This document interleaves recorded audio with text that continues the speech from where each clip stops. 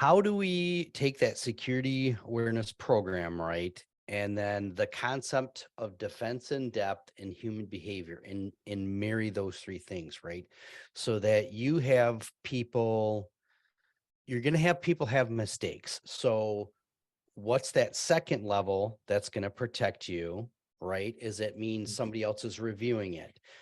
Tim, maybe it was Tim or Phil talked about like having a different email address. How can we take the concept of a defense in depth and bring it into like a security awareness program so that if this person does happen to click this link, what other processes we can do, again, not relying on technology, so to speak, what other processes that we can do to help protect the company as a whole, even when somebody makes a mistake? I'll start with you, Mike. Ooh, that was the hardest question of the day, I think.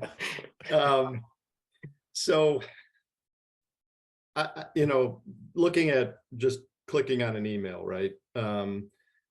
Taking that process and looking and interacting with that person and looking at why you clicked on that link, or that, why was that email successful?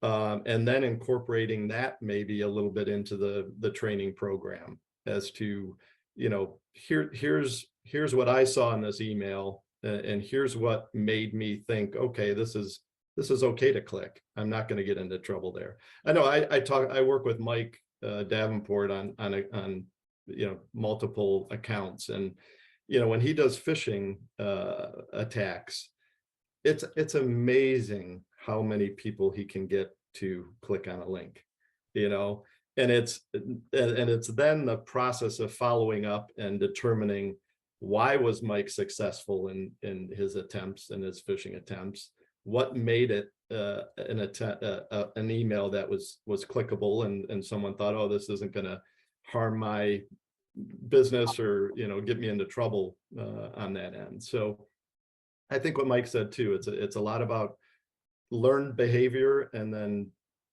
kind of a continual step-by-step process of teaching that behavior within the employee structure.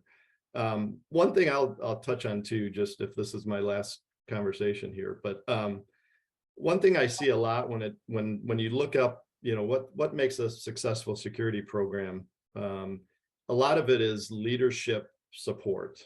That's almost the number one thing, leadership buy-in. But to me, not only is it leadership buy-in or support, but it's leadership participation as well.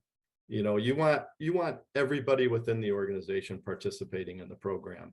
And what that looks like could be setting up an advisory board, or getting people from each department involved and being a part of the structure and the successfulness of a program, right? So, roundabout way of answering that question, but it goes back to, learned behavior and how you're going to learn off of a mistake, right? That makes it successful.